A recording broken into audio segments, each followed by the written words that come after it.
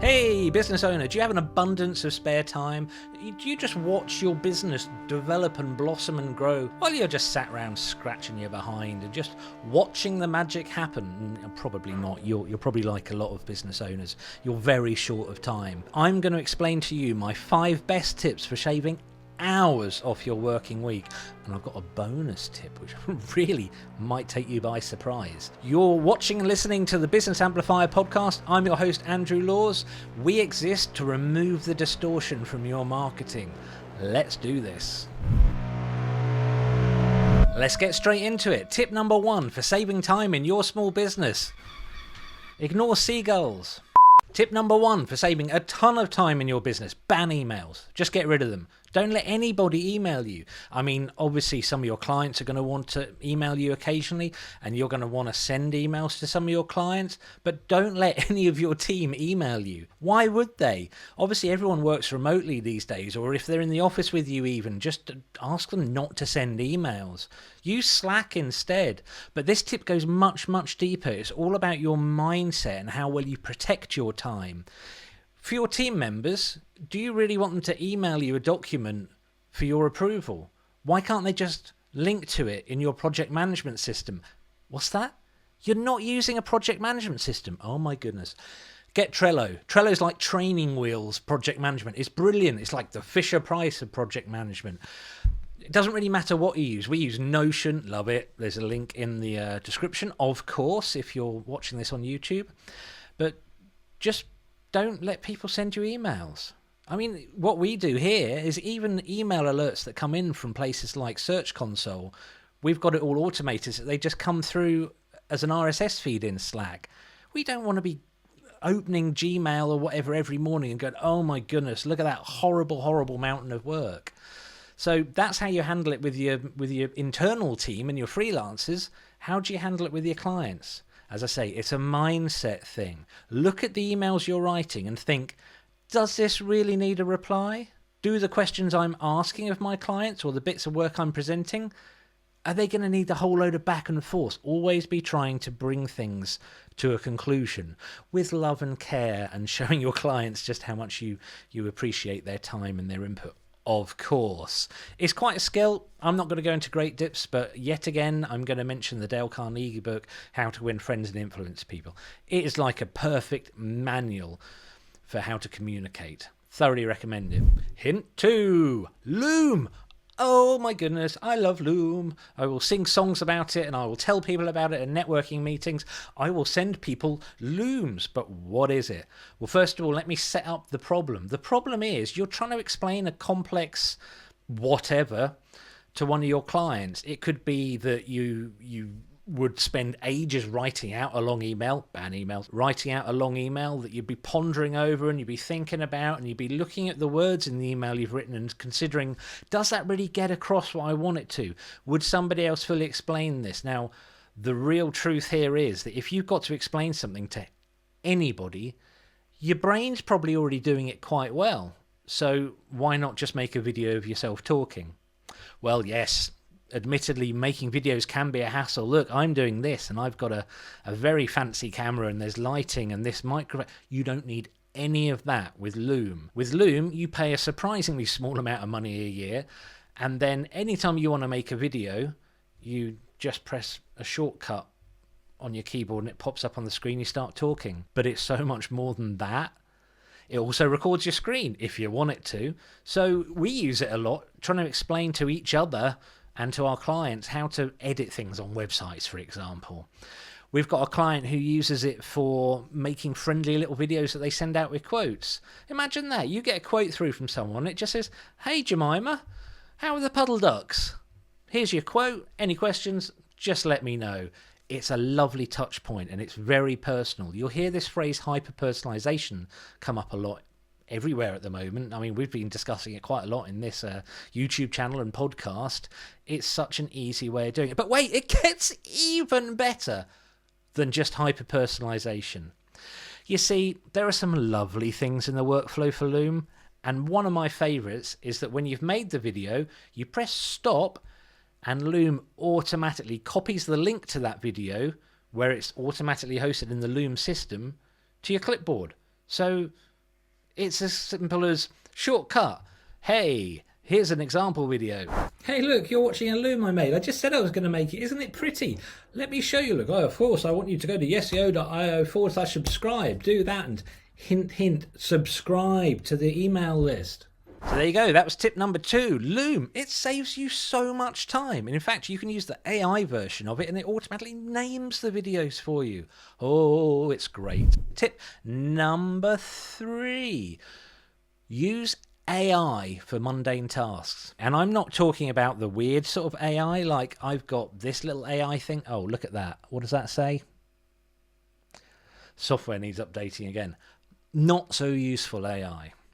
No, good AI. Good AI makes your life easier by performing mundane tasks. Let me set a scenario from my own life. We gather loads of data in SEO. We might end up with 5 or 6 spreadsheets that, for example, could have hundreds of information for hundreds of backlinks on them, and we can have 5 or 6 of them, and I could open them up 5 or 6 times. I could do a lot of copy and pasting, and I could stare at them, and I could scratch my head and do analysis, or I could write a really, really good prompt which I can reuse in ChatGPT, drop in all the spreadsheets, have the analysis done, and have the answer just pop out. This has been one of the biggest revelations for anyone who's actually dived into using any sort of chat AI. So that's Bard, it's GPT, it's any of the ones with really funky names that think they're doing something original but probably aren't. Just use AI to do your mundane tasks. It wouldn't be fair of me as an SEO consultant if I didn't just add, don't use it for writing your articles. Oh my goodness, don't do that.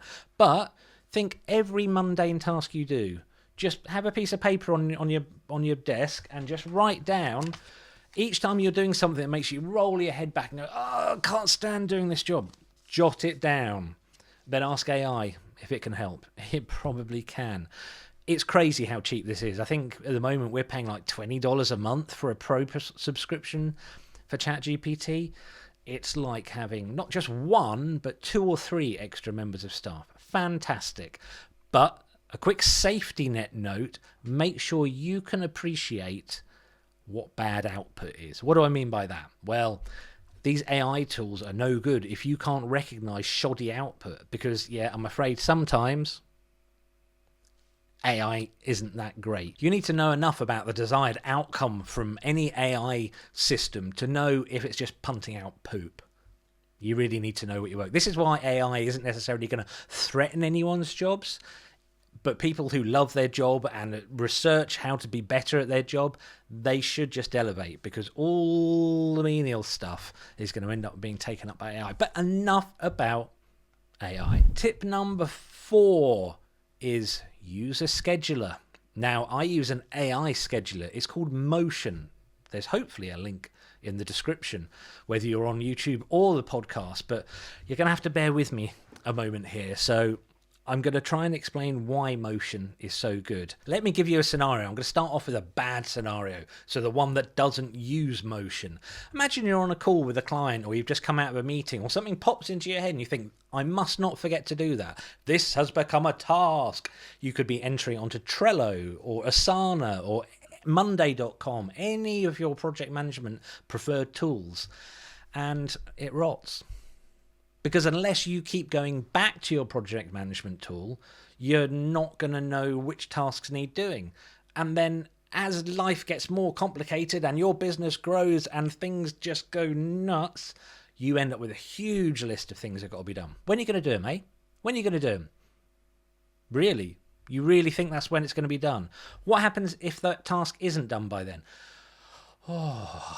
I discovered Motion at a time where I was blocking out chunks on my Google Calendar for clients, going, right, I know I've got a bunch of tasks to do for the Parrot Beak Polish company, so I will do them this Thursday. I'll block out an hour.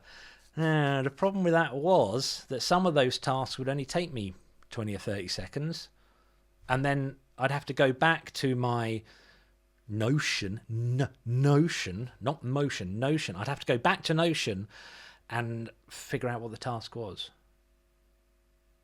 And then I wouldn't do the tasks, or the phone would ring. And I ended up with all these little blocks. I was moving forward and moving forward and moving forward and moving forward on my calendar. So what started off as a few simple tasks ended up like a dumpster fire of confusion. And this is where motion comes in. Here's how my workflow works. I put a task into our project management system. It then goes via Zapier to Motion. Motion decides when I'm going to do the task. It decides it using AI. Good AI, not that weird rabbit AI. Good AI. And it does it according to how long the task is going to take, how important the task is. And what's really neat is if it decides when I'm going to do a task, unless I mark it as task complete, it automatically reschedules it. This saves me so much time and so much stress. I was spending so much time every week just figuring out when I was going to do my work. Now it's just taken out of my hands. It's done by somebody else entirely. I love motion. Hint number 5 in the big list of what really, really saves time when you're running a business. And that's AI note takers. We've been through a few, and we've spoken to a lot of people. We use Fireflies, which you can find in the links below. Fireflies.ai. And you may have been in Zoom calls or calls on Teams or whatever where you see the humans and then you see the AI note taker. There's otter, there's fireflies, there's all kinds of animals involved here. But have you actually seen what the output is? Because it's great. Again, let me give you the old-fashioned time poor scenario for making notes. I'd be in a call and I'd be using a note taker, an app like Notepad or Obsidian or whatever. Or worst case scenario, I'd have one of these things, a piece of paper, and I'd be scribbling notes down.